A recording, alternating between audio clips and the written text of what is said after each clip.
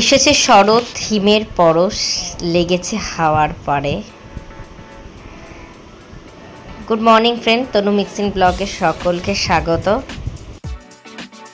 যদি কোনো দিন তুমি দুহাত দিয়ে ঝিনুক ওড়াও, নেই আমি সেই অল্প ভাঙা গল্পগুলোয় কার সাথে শব্দ ছুঁড়ে ফিরবো বাড়ি মাঝরাতে। আমি তোমার কথা বলবো কাকে?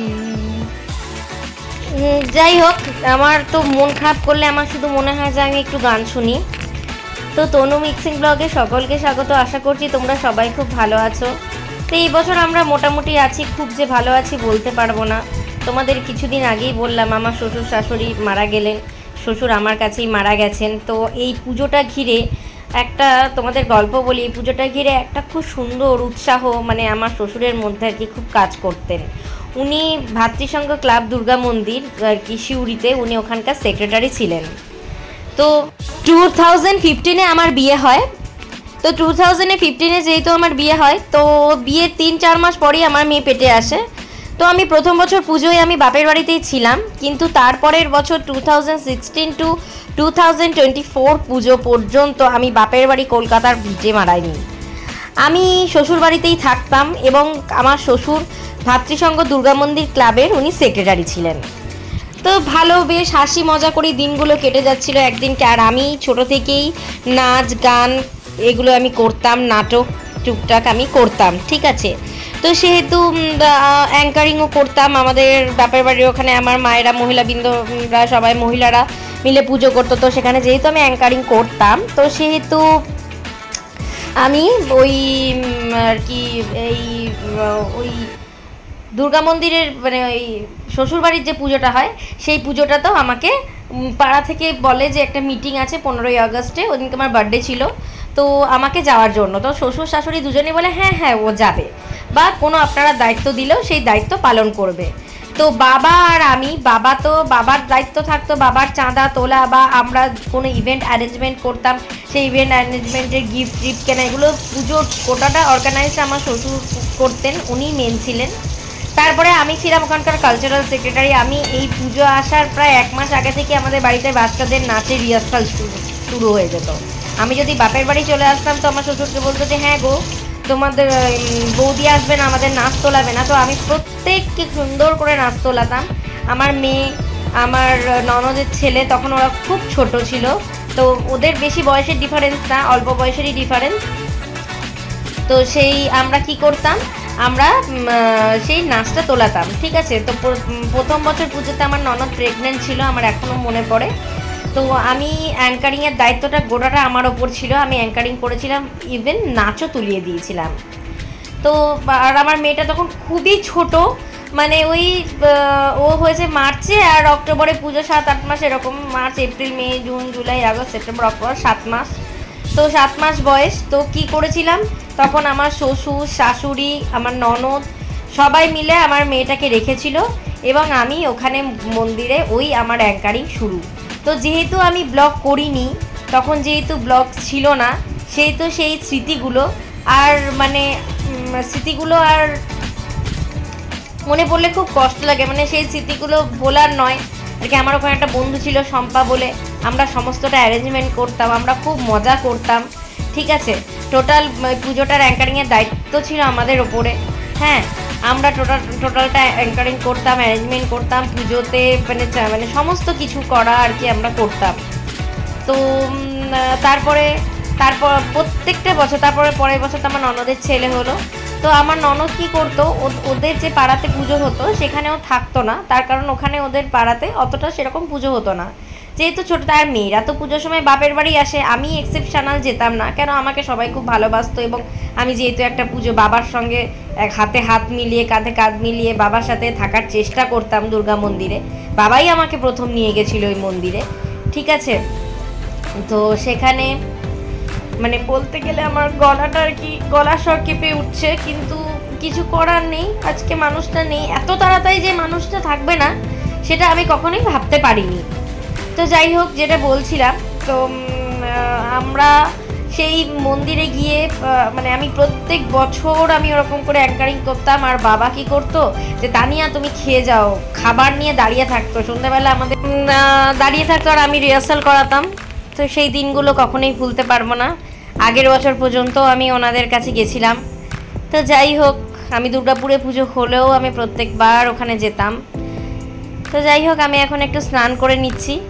তো তোমরা সবাই দেখো, আমি একটুখানি ফ্রেশ হয়ে তারপরে আগে সকালে উঠে তো আমি রান্না বান্না টুকটা করেই নিয়েছি আজকে। তারপরে আমি ফ্রেশ হয়ে একটু চান ঠান করে নিচ্ছি আর কি। এইবারে যেটা বলছিলাম, তো আমার এখনও মনে পড়ে যে তারা আর কি করতো, আমার মানে দাঁড়িয়ে থাকতো। আমি যতক্ষণ প্রোগ্রাম করতাম 4টের দিন, আমার মেয়েকে সাজানো গোছানো সবই আমার ননদ করতো। আর আমার শাশুড়িও করতো, শাশুড়ি খাইয়ে টাইয়ে সমস্ত আমার শাশুড়ি করে দিত। তারপরে আমার ননদ করতো আর আমার শ্বশুর করতো। তো যাই হোক, আজকে তাদের মধ্যে শুধু আমার ননদই আছে। ঠাকুরের কাছে কামনা করি সুস্থ শরীরে থাক, সুস্থ শরীরে দীর্ঘ আয়ু নিয়ে বেঁচে থাক। শ্বশুর শাশুড়ি তারা চলে গেছেন। তো যাই হোক, মানে সেই পুরনো দিনগুলো মনে পড়লে সত্যি খুব খারাপই লাগে। আজকে মনটা সত্যি বড় খারাপ। যত পুজো এগিয়ে আসছে আমার মনের মধ্যে তত একটা দুঃখ কাজ করছে। যাই হোক, আজকে আমি এটাই ঠাকুরের কাছে কামনা করব, তাদের আত্মার শান্তি কামনা করি। তারা যেখানেই থাক যেন ভালো থাকে, ভালো হয়। তো যাই হোক, তোমরা দেখতে থাকো, সঙ্গে থাকো। তোমাদের সাথে কথা বলতে বলতে আমি চান করে নিলাম। তখন তো তোমরা নিশ্চয়ই দেখেছো পটল ভাজা টাজা করছিলাম। তো যাই হোক, আর আমার আজকে আমার যা যা আছে আর কি সবটাই আমি তোমাদেরকে, আমার ড্রেসিং টেবিলে যা যা ছিল সমস্তটাই তোমাদেরকে দেখালাম। তো এইবারে চুলটা আঁচড়াচ্ছি চান করে আর কি। চুলটা আঁচড়াতে হয়, স্ট্রেটনিং করেছি যেহেতু চুলে, হেয়ারটাকে একটু বেশি সুন্দর করে কেয়ার করতে হবে। তো সেই জন্য চুলটা খুব সুন্দর করে আঁচড়ে নিচ্ছি। তারপরে চুলটা আঁচড়ানো হয়ে গেলে তারপরে আমি খাওয়া দাওয়া করবো। খাওয়া দাওয়া করে আমার একটা পার্সেল এসছে, দেখতে পাচ্ছ তোমরা, আশা করি খাটের ওপর রাখা আছে। সেই পার্সেলটা খুলবো। তো তোমরা সঙ্গে থাকো, সাথে থাকো, দেখতে থাকো এবং বলো আমার ব্লগটা কেমন লাগছে। আজকে আমার সত্যি খুবই মনটা খারাপ করছে, প্রচণ্ড মনটা খারাপ করছে। তো সেই জন্য আমার একদম মানে কি বলবো, যে আমার কিছুই যে ভালো লাগছে তা নয়। তো কিন্তু সেই দুঃখের প্ল্যাটফর্ম শেয়ার করার জায়গা হচ্ছে তোমরা, তোমাদের কাছে সেই দুঃখের প্ল্যাটফর্মটা শেয়ার করলাম। আমি এখনও বলবো যাদের শ্বশুর শাশুড়ি আছে তারা তোমরা শ্বশুর শাশুড়িকে দেখে রাখো, যত্নে রাখো। কেন আজকে আমাদের নেই, আমরা আজকে বুঝতে পারছি। আজকে বড় মা, আজকে দেখো শ্বশুর শাশুড়ি তো ওরফে মা বাবাই হয়, ঠিক আছে, তাদের অন্তর একটা অন্য রকমই হয়। সন্তান যতই ভুল করুক মা বাবা কিন্তু তাদেরকে ক্ষমা করে দেয়। তো আজকে আমার শ্বশুর নেই, শাশুড়ি নেই, আজকে আমার কিন্তু শিউরি যাওয়ার পথটাও খুব একটা যে আছে তা কিন্তু নয়। আমি কিন্তু খুব একটা ওখানে যেতে পারি না, খুব দরকার না হলে কিন্তু যাওয়া হয়ে ওঠে না। হ্যাঁ, আন্তরিকভাবে মিথ্যে বলবো না, আমার ননদ আমাকে ডাকে ঠিকই, কিন্তু যাই হোক, মা বাবার জায়গা তো কেউ কখনো পূরণ করতে পারে না, বা মা বাবার মতো আয় আয় করে কেউ অত বলতেও পারে না। তো যাই হোক, আমি থাকবো ঠিকই যেখানেই থাকি না কেন, ভাতৃসংঘ দুর্গা মন্দিরের ওপরে আমার মানে আমার প্রাণটা ওখানেই থাকবে। এই বছর যেতে পারবো কি না আমি জানি না, কিন্তু পরের বছর নিশ্চয়ই আমি ওখানে যাব এবং আমি মায়ের কাছে একটা দিন হলেও আমি অঞ্জলি দেব। ঠিক আছে, আমি যতদিন বাঁচবো জীবনে ততদিন আমাকে ওই মন্দিরের কাছে আমাকে যেতেই হবে। বাবার অনেক স্বপ্ন ছিল, জানি না সেই স্বপ্নগুলো কোনোদিনও পূরণ করতে পারবো কি না। তো যাই হোক, তোমাদের সাথে কথা বলতে বলতে আমি জামা কাপড়গুলো তুলে নিলাম, একটু কাজ করে নিলাম। তো আমার এই পার্সেলটা এসছে, তো সেই পার্সেলটাই তোমাদের সাথে আমি শেয়ার করছি। আমি এটা অর্ডার করেছিলাম। তো দেখো ওখানে কি আছে, তোমরা দেখতে থাকো, সঙ্গে থাকো। এর মধ্যে আমি একটা অ্যাকচুয়ালি আমার মেয়ে খুব বেলা করে স্নান করে, তো বা আমিও খুব বেলা করে স্নান করি, চুলটা শুকানোর জন্য খুব দরকার লাগে এই জিনিসটা। ঠিক আছে। তো এটা আমি অফলাইনে কিনলে অনেকটা দাম পড়ে যেত, তো আমি মিশো থেকে অর্ডার করেছিলাম। তো আমার 1800 ওয়াটের এই জিনিসটা হচ্ছে 1800 ওয়াটের। দেখো তোমরা জিনিসটা কি, তারা খুলছি, প্যাকেটিং হলো, আশা করছি এবারে বুঝতে পারছো কি। হেয়ার ড্রায়ার, ঠিক আছে, এটা একটা হেয়ার ড্রায়ার নোভার, ঠিক আছে। তো এটা 1800 ওয়াটের নোভার হেয়ার ড্রায়ার, ঠিক আছে। তোমরা এটা কিন্তু মিশো থেকে অর্ডার করতে পারো, খুব সুন্দর এটা, ঠিক আছে। তো আমি এটা ইউজ করেও দেখিয়ে দেবো যে এটা কেমনভাবে ইউজ করতে হয় বা কি, ঠিক আছে। তো এই হেয়ার ড্রায়ারটা আমি নিলাম। আর আমি যেহেতু একটু পার্লারের কাজ জানি, তো আমার ইচ্ছা আছে আমি নেক্সট ইয়ারে কিছু পার্লারিং খুলবো ঘরে। কারণ ঘরে বসে থাকতে একদম সত্যি কথা বলতে ভালো লাগে না, কিছু করতে ইচ্ছা করে। একটা তো ইউটিউব করছি তোমাদেরকে প্ল্যাটফর্ম, আরও কিছু কাজ করার ইচ্ছা আছে জীবনে। এবার আস্তে আস্তে এই জামা কাপড়গুলো গুছিয়ে নিচ্ছি। সংসারটা তো একেই তো বলে সংসার, সংসার তো করতেই হবে বলো। তো আজকে আমার একার সংসার, আজকে সত্যিই খুব সবাইকে মিস করি। আমি অ্যাকচুয়ালি ছোটো থেকে জয়েন্ট পরিবারে বড় হয়েছি, তো আমার একদম একা একা থাকতে আমার একদম ভালো লাগে না। কিন্তু কি করব, আমার কপালেই আর কি সব, আমাকে একা একাই থাকতে হয়। আমি একা থাকতে একদমই পারি না, আমার একা থাকতে একদম ভালোও লাগে না, ঠিক আছে। তো কিন্তু আমার কিছু করার নেই, আমাকে আজকে বাস্তব পরিস্থিতি আমাকে আজকে একা থাকতে শিখিয়ে দিয়েছে, আজকে একা থাকতে হচ্ছে। তো যাই হোক, আমার হাজব্যান্ড মেয়েকে নিয়ে জীবন, মনে হয় যেন মানুষই নেই, আরও 2-3জন মানুষ থাকতো খুব ভালো লাগতো। তাই তো বললাম, এরকম সময় আমার ননদও চলে আসতো, আমরা খুব মজা করতাম। আমার ননদ আমার থেকে বেশি ছোট না, আমার থেকে 8 মাসের ছোট, ওই 1 বছরই মোরানলেস। তো প্রায় আমরা সমবয়সী। তো ও আমাকে প্রচণ্ড হেল্প করতো, আমাকে ও আরও খুব সুন্দর স্কুটি চালাতে পারে, স্কুটি গাড়ি সবই চালাতে পারে, আমাকে নিয়ে নিয়ে প্রচণ্ড ঘুরতে যেত। তো যাই হোক, আজকে সেই কথাগুলো সত্যি খুব মনে পড়ে।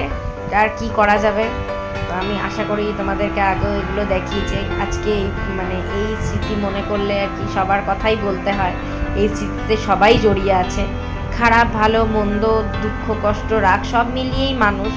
তবুও বলবো যে সব মিলিয়েই আর কি সব মানে যাতে সবাই ভালো থাকে, ঠিক থাকে, আমি এটাই বলবো। তো যাই হোক, এবারে আমি হেয়ার ড্রায়ার করছি একটু, আমার মেয়েটার উপরই অ্যাপ্লাই করলাম যে দেখি খুব সুন্দর করে ড্রায়ারিংটা হয় কিনা। আর আমার মেয়ে না সাজতে প্রচণ্ড ভালোবাসে, ঠিক আছে, ওকে সাজিয়ে দাও। ও ছোটো থেকে আমার ফেকআপ নিয়েও নিজে নিজেই সেজে নেবে, ওকে কাউকে সাজাতে হবে না, নিজে নিজে সেজে খেলতে চলে যাবে। ও সাজতে প্রচণ্ড ভালোবাসে, দেখেছো, সাজা পেলে ও আর কিছু চায় না। দেখো, ও মেন মোটো হচ্ছে ও সাজা। কিরে এই একটু কথা বলে নিলাম ধীরে করে, মানে ও ঘুমিয়ে পড়েছিল, ওকে একটু ডেকে একটু তুললাম একটু পড়ার জন্য, নাহলে বিকেলবেলা তো একটু খেলতে যায়। তো ওই জন্য বলছি যে তুই একটু খেলে নে, 5টা থেকে 6টা 1 ঘন্টাও খেলে, সবারই একটু খেলা দরকার আছে, আর প্রচুর পড়ার প্রেশার। তো যাই হোক, এবারে সুন্দর করে হেয়ার ড্রায়ার করে দিচ্ছি।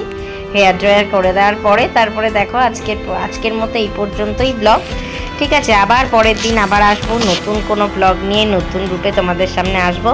আমি সকালবেলা ঘুম থেকে উঠেছি আজকে তখন 5টা 50 থেকে পুরো 4টে পর্যন্ত আমি কি করলাম সমস্তটা তোমাদের সঙ্গে শেয়ার করলাম।